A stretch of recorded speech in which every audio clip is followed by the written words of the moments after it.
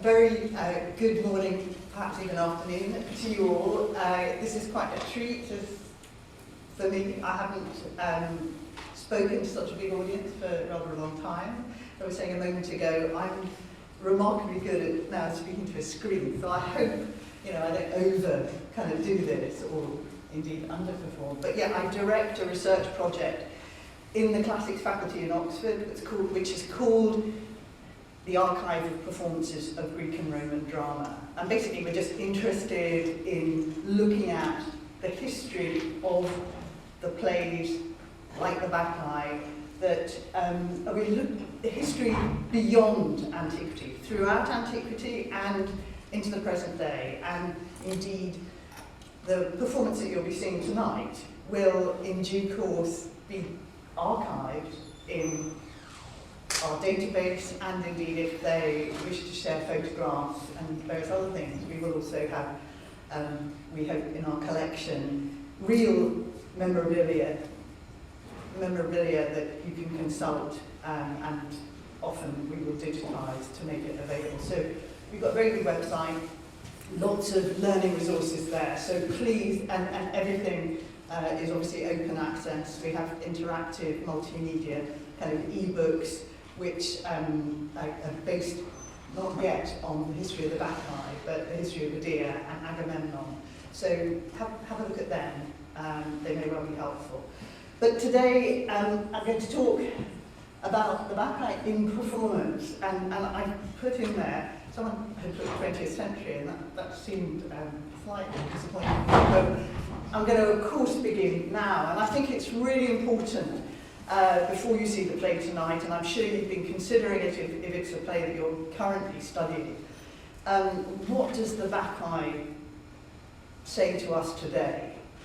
And in many ways, people like me who work on performance histories are asking that question all the time. We're wondering why the plays come in and out of fashion. What is it about the social context that makes plays have particular currency now?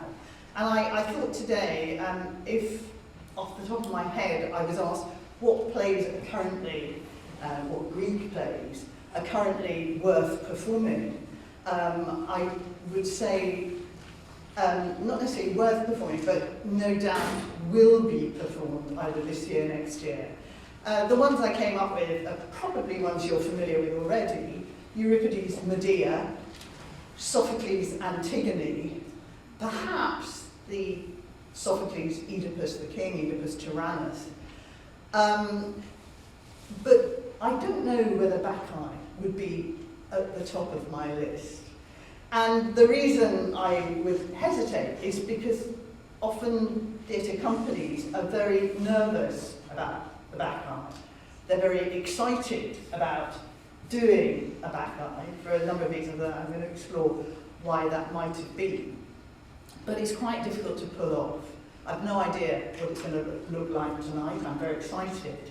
And sometimes, I have to say, student productions are the best by far, because there are tensions, and I'll be exploring that in multiple ways, very often in theatre companies, between those who work with the chorus in preparation for production and those who work with the so-called actors, those main characters in the play. So the Bacchae may speak particularly to us, but it's a risk. So, and again, I think really it's important to say that it's not always spoken to audiences. And indeed, we have to wait till the beginning of the 20th century, and we'll look in a moment at that particular production. We have to wait till 1908 for a professional production of this play. And that is quite extraordinarily late in comparison with just about every other play, and especially pretty much every other play by Euripides. It's either been performed in early modern times, in the Elizabethan Jacobean era, or at least even earlier than that, in a kind of school college context. So it's late. And then I think just very briefly, we may want to stop and remember what especially 19th century kind of Victorian scholars thought about the play. They had obviously decided it was worth looking at, particularly because it seemed to be about a god who appears in person and then is rejected by the community. And of course, in many ways, and that's how they read it, they saw it as a version of the Christian story. Now that, for us today, looks like a pretty complicated way of reading this play. But Dionysus, in the 19th century, you can read lots of very Victorian, often Anglican clergymen writing about the play as if Dionysus were kind of proto-Christ figure. However, by the time we move into the early 20th century, it is a very, very different reading of the play. The figure of Dionysus, of course, is very difficult, I think, to read him as a proto-Christ by the end of the play. We have something, we have wild justice that's pursued with such vehemence and such terrifying ferocity that any idea that it's part of some kind of Judeo-Christian tradition is hard to imagine. But I suppose the real problem for anyone before the 20th century for a performance of the Bacchae were the chorus. Not least because this was a chorus of women, the followers of the god Dionysus, this chorus of Maenads, or the Bacchae, who of course give their name to the play. The women who flee the city in order to embrace or discover their inner selves, their other sides, and of course in many ways their true selves, and they find it not in the company of the patriarchy, not in the company of the men who, to all intents and purposes, order and control their lives, but they find it through nature, on the mountains, and of course in tandem with the natural world. And their departure, and we'll see this in multiple ways, from the city and their challenge to the patriarchal system was inevitably a problem. And I suggest it's above all the Maenads, the chorus, are the main reason why this play was very difficult to perform. Now I'm going to show you lots of images today.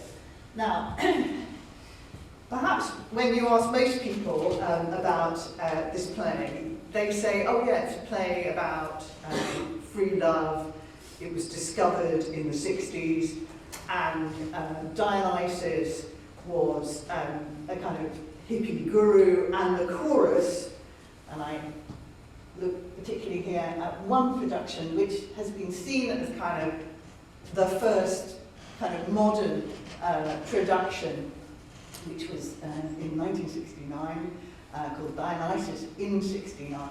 And it's a bit difficult to see on the poster here, but it says a celebration of feeling, so 60s hippie culture, loving, wanting, killing, and there it means killing as in ritual, kind of celebration, hearing, tasting, touching, living. I include here, not to be particularly prurient or to make any comment, this is the cover of a book I co-edited called Dionysus since 69. We played with the title of the play by Richard Schechner because something happened after that production, not just with the Bacchae, but particularly in understandings or rereadings, reworkings of the Bacchae, but also in relation to Greek tragedy and performing Greek tragedy in general. Suddenly everyone wanted to do Greek tragedy. It offered new performance opportunities and also new ways of thinking about Greek tragedy and its wider resonance in the modern world. And as you can see, it looks remarkably dated. It looks, I don't know if anyone's heard of the Woodstock Festival. It happened in New York as a kind of performance event. Some people here may have studied it. It's very much a sort of historical document. You can find it online, bits of it. And this is the chorus in the so-called love-in scene, a kind of ritualized kind of orgy, if you like, and Richard Chekner, who's still alive, completely mad. I have to say, I met him quite a few times in New York. There was something horribly kind of autocratic and controlling, I thought, about the whole production. But I think the most important thing of all is, yes, there are women there, but there are also men in the chorus. This was not simply about women. I think many of us today would feel that it was a profoundly non-feminist production, but it was a very important production. So from then on, from the 60s, it became possible to perform this play, and indeed lots of people wanted to perform it. And then I thought, let's think about kind of those kind of productions in the 21st century that I think are quite indicative of how many of us think about the play today. This was a production that began in Edinburgh, at the Edinburgh Festival in 2007. I don't know if people know Alan Cumming. He's a sort of amazing actor, sort of comic actor as well. And what was very successful here, I think they used gospel singers in the choir.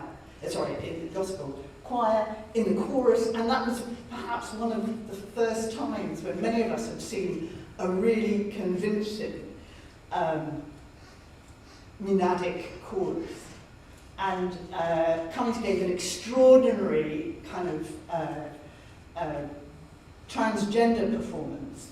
And in many ways, people talked about the heat of that performance, and literally there was a moment when they kind of lit up the stage with kind of torches, and there was real heat, and sitting anywhere near the front of the performance. So that made quite a stir, and it toured as well. So people thought, this is really a play about Dionysus and his power, his real impact. And at that point, as I say, it felt it was a kind of hot play in many ways. Now, more recently, but in many ways following the same kind of cue, pun Q, because some of you may know, this is Ben Whishaw, who is indeed Q in James Bond, recent films. He's an amazing actor, and he was an amazing Dionysus in 2015. And in many ways, he made this a play about Dionysus. And people were very disappointed. This is an example of one of the disjunct mismatches between the chorus, trained separately, and outstanding actors who played, if you like, only one part of the play. So we had an incredibly gender-fluid Ben Whishaw as Dionysus. And in many ways, I think, I don't know about tonight, but I think in many ways that's what people are interested in today with the Bacchae. It's looking at new kinds of identities and looking particularly at Dionysus, and of course we know that's what Dionysus in many ways was doing in antiquity. The god of transformation, of theatre, of changing states. And but we had a chorus that was really completely separate. I don't know if anyone here saw it. They sang beautifully, mellifluously, as if they were trained in a choir, but so not Maenad, in my view. So I would say that today, most people are interested in Dionysus. I don't know how your conversations in your classes are, but I think that if we only talk about Dionysus, we're missing not just the impact of the play and performance, and I think we always have to think about it, what does a Greek chorus do? And I'm not specifically talking about Bacchae here. What a Greek chorus does is it amplifies the emotion between and through the characters. And when a chorus works, in my experience and in the experience I think of many who work with Greek tragedy, it is amplificatory. So, that's where we are today. But it's not always been that, as I say.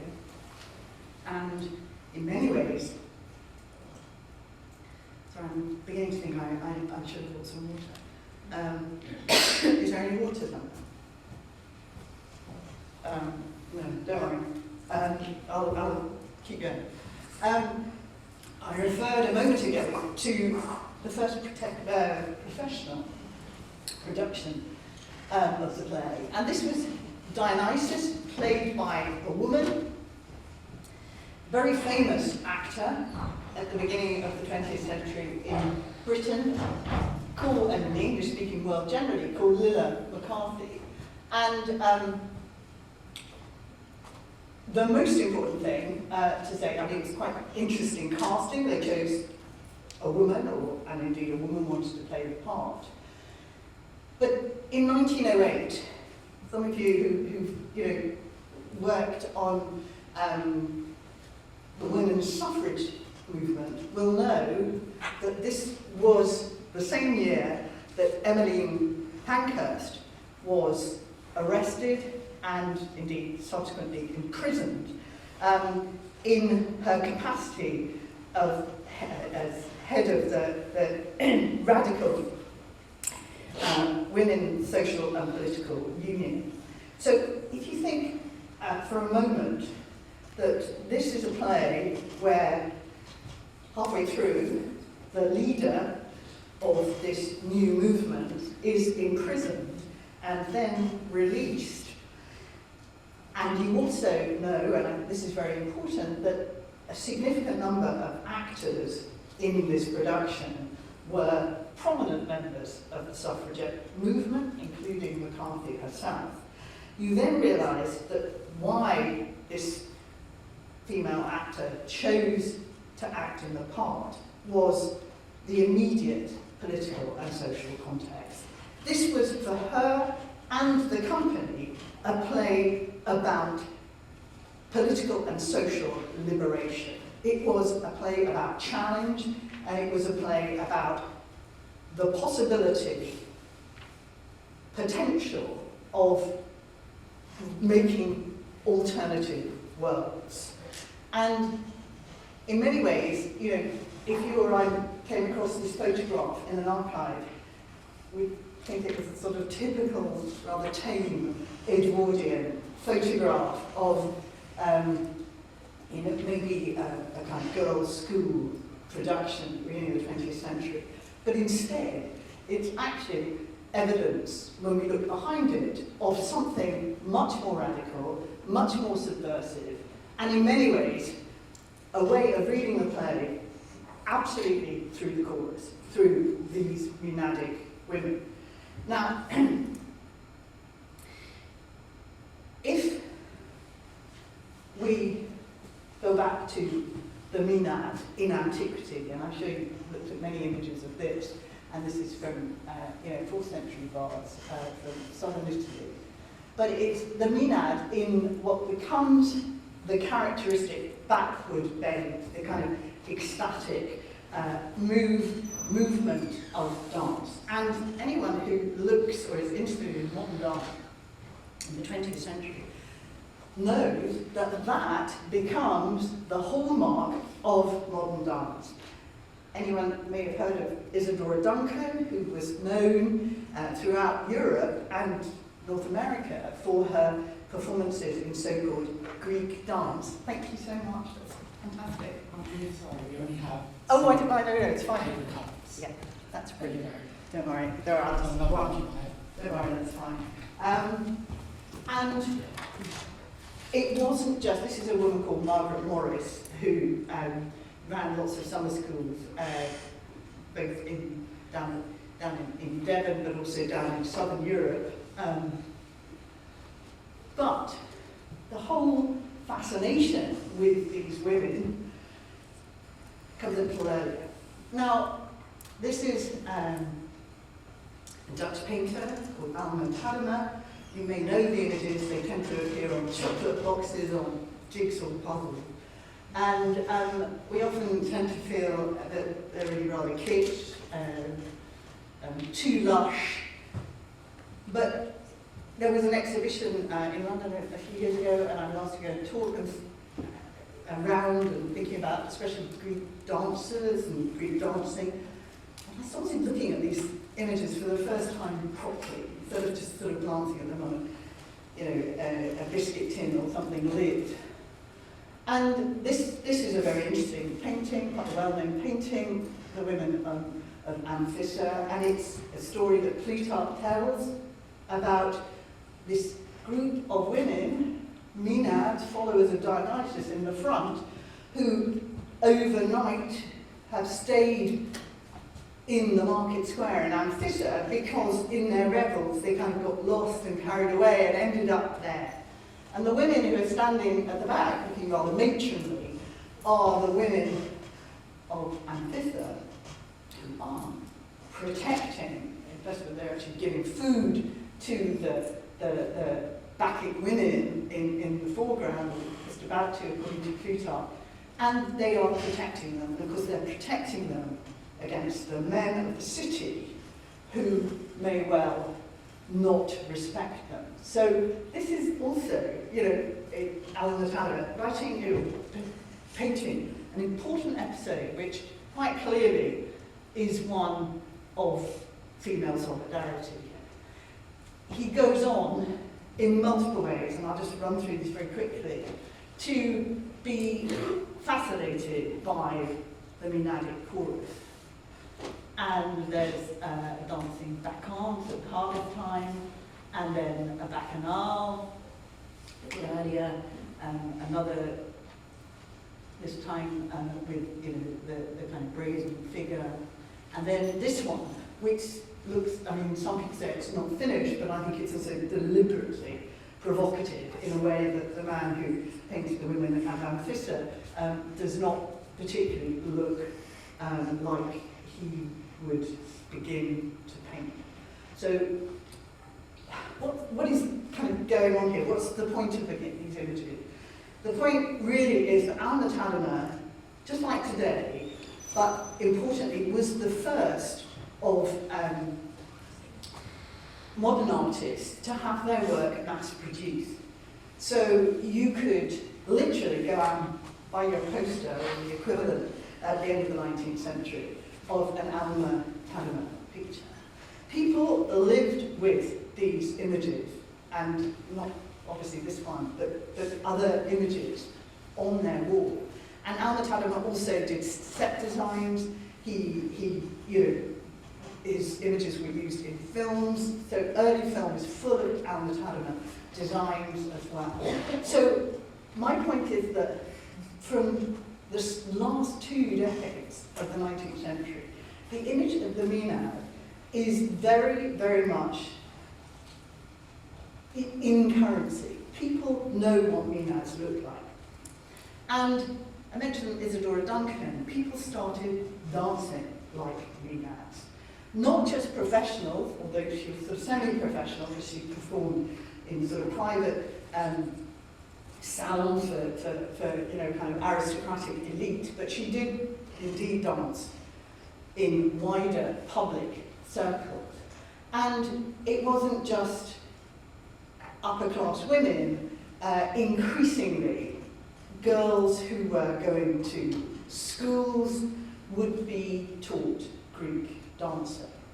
And that's something, and I'll hold on to that strand, because that's something very interesting. And the major figure was, and here I was saying again back to Margaret Morris and the summer schools in the south of France, it was Greek dancing, and above all, Greek dancing like Maenad. These are, for me, really stunning kind of photographs. And what is really important is that these are choruses of women dancing. Now,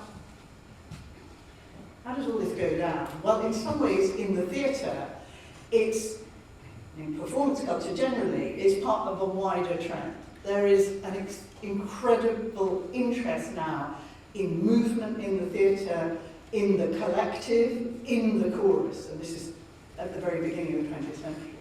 the very famous production, not of the Bacchae, but of Oedipus the King. So that's Oedipus there. And this is the 1912 London production, directed by someone called Max Reinhardt. And the reason it's really important in theatre history, for purposes today, is that it shows how the people at this time, Greek tragedy was really about the collective and the relationship between a hero, a protagonist, and the chorus. Now, I mentioned Isadora Duncan, but perhaps the most famous of the Greek dancers at the time was a woman called Maud Allen. Like Duncan, North American, but ended up in Europe. And like Duncan, not so well connected in the early years anyway, in aristocratic circles, but actually a public figure. She used to perform at a theatre in quite a dodgy venue on the edges of Soho in London, which still, I think, keeps its kind of edginess. And that was both the cause, if you like, of her success, but also, and we'll find out in a minute, the seed of her decline. She was not only an extraordinary dancer, and everyone said it was, she performed as a bacchante, again, this way women were described, and it was like she had, water rippling off her body. As you can see from the dresses, the sort of Greek style kit-on that she's wearing, and she's showing her lower limb. She looks very demure on the top, but there is something that suggests that this is a woman who may perform, in the minds of people in the audience, at a rather dodgy venue in Soho. So that's Maud Allen, who becomes the most celebrated of all the Greek dancers. But she did another dance, and this, in a way, was the dangerous dance. She did a Salome. And as you can see, Salome ends up, she's obsessed with John the Baptist in the story, biblical story, and in a very, very controversial play that was made into an opera, played by Oscar Wilde, and the opera by Strauss. She ends up beheading John the Baptist and then famously doing Dance of the Seven Veils, and takes all her clothes off. And if you go to the Opera House today to watch it, of course there they are in the end in the body stocking, but with the music of Strauss you get an idea of the kind of shock value at the beginning of the play. This was a very powerful but also very, very risky performance. And in fact, the play version was not performable, and at that time anything performed you had to put in front of something called the Lord Chamberlain's office, and it was denied a license for performance. What Maud Allen did, she went around the country dancing it, which was possible, but very, very controversial. So this is a Greek dancer who does nice demure things, albeit showing some of her lower limbs, but she also does a dance that speaks too much. Sorry, go back. Now, why is all that kind of important? Well, it becomes important because Maud Allen is associated, as so many of the women who danced at Maenad at the beginning of the century, with secret societies, with so much in the world of the Bacchae.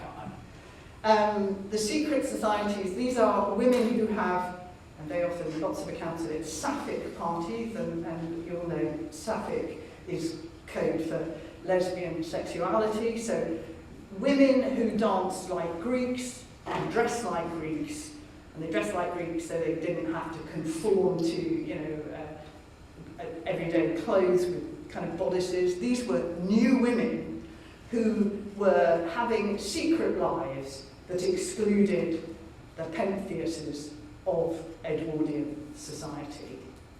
And this had quite significant impact, you know, even including at one point there were allegations that Lord Allen was having an affair with Lord Asquith, the then Prime Minister's wife, Margaret Asquith. I don't think anyone really knows how serious it is, but it's precisely, we're living in a world of kind of whispering, echoing chambers. We're at the beginning of the Bacchae. What is going on the mountains? What is going on behind closed doors? And in the middle of the war, in 1918, Maud Allen, who was still kind of dancing, but also like many creative artists during the war, was touring with various theatre companies. And there were a number of people in the British establishment who didn't like what they were touring, and above all didn't like people like Allen in the company. And there was a notorious, pretty unpleasant, far-right Conservative member of Parliament called Noel Pemberton Billing, and he defamed her as she tried to contend. He accused Allen of leading what he calls, and you know, forgive me if I mean, I presume it'll just make me laugh, but he accused her of starting what he called the cult of the clitoris. Now, in effect, he accused her publicly of being a lesbian. And most people probably advised her at the time just to forget it, it'll go away. It's a kind of gimmick. But, you know, a bit like today, people then around her were urging her to go to court to defend herself. She lost her case. I mean, the chances of a woman winning that kind of case at that time were very, very unlikely. Now, what does it matter? Well, it mattered big time, I think, for those of us who are interested in the history of the play, because it then meant that Maenads were no longer allowed out on the mountains. The Pentheases had won. And there are lots of ways in which, I mean, you know, the Maenads were literally the terrible women, and they're there in many accounts of what is happening at this time.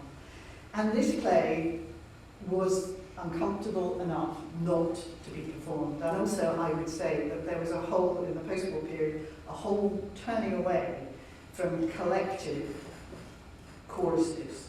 And if some people you look at ways of thinking about Greek tragedy after the war, up until the Second World War, and well until the 1960s, when it began, people really only talked about Dionysus and Pentheus.